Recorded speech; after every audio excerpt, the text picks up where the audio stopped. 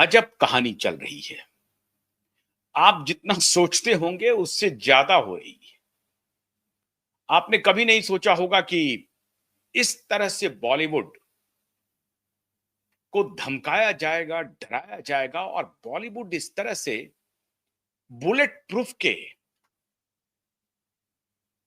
चारों तरफ से बुलेट प्रूफ की चार दीवारी खड़ा कर लेगा और बालकनी में लगाएगा, गाड़ियां मंगाएगा, बाउंसर मंगाएगा, करोड़ों रुपए खर्च करेगा खुद की जान बचाने के लिए। ये हालत हो गई। और ये हालत क्यों हो रही है सब मालूम है, लेकिन पहले सुनिए।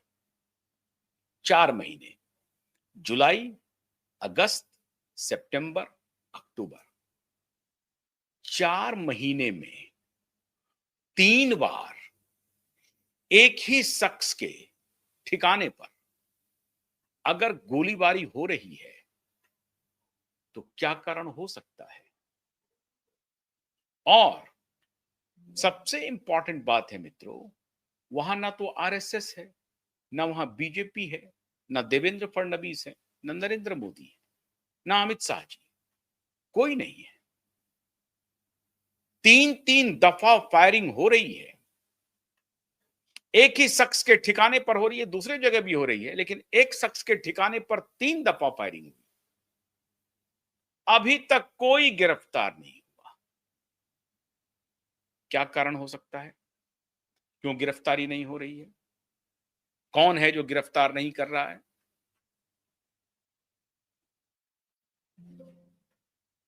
कपिल शर्मा के रेस्टोरेंट पर कनाडा में अगस्त में फायरिंग हुई, उसके पहले जुलाई में फायरिंग हुई और अब अक्टूबर में कल फायरिंग हो गई।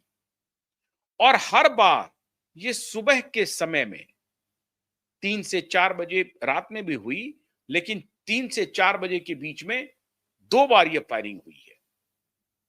एक भी शख्स गिरफ्तार नहीं हो रहा है। अब कनाडा में तो आरएसएस नहीं है, कनाडा में तो देवेंद्र फडणवीस नहीं है, कनाडा में तो भी मोदी जी और अमित शाह नहीं है। फिर भी कनाडियन पुलिस, जो अपने आप को बड़ा तीसमार कहती है, लॉ एंड ऑर्डर की सिचुएशन कनाडा में बड़ी अच्छी है। पुलिस वहां की मुस्तैद है।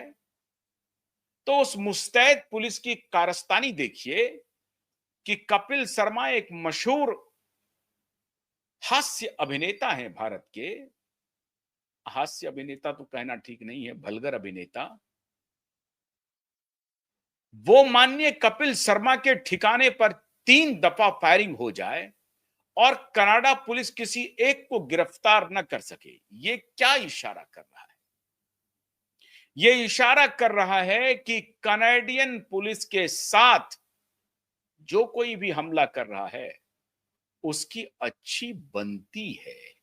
यही बात हो सकती है, वरना हमलावर के कोई दोस्त हों ऐसा तो नहीं कह सकते आप।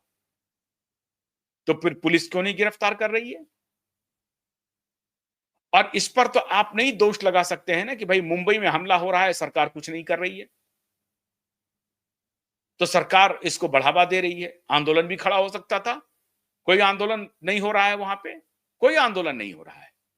एक बार फायरिंग हो गई, कोई बात नहीं है। दूसरी बार फायरिंग हो गई, चलिए ये भी मान लिया। तीसरी बार जब फायरिंग हुई, उसके बाद भी इनमें से किसी एक फायरिंग करने वालों को कोई गिरफ्तार नहीं कर रहा है। और फायरिंग करने वाले बड़े चौड़े से दिन के उजाले में दम ठोक करके जिम्मेदारी ले रहे हैं कि हाँ हमने फायरिंग की है। उसके बाद भी कोई गिरफ्तारी नहीं हो रही है। तो किसकी गलती है? कनाडा की सरकार की गलती है, कनाडा की पुलिस की गलती है, कनाडा की इंटेलिजेंस एजेंसी की गलती है? किसकी गलती है? या कुछ और खेल है? मित्रों, बहुत बड़ा खेल है, बहुत बड़ा, बहुत बड़ा।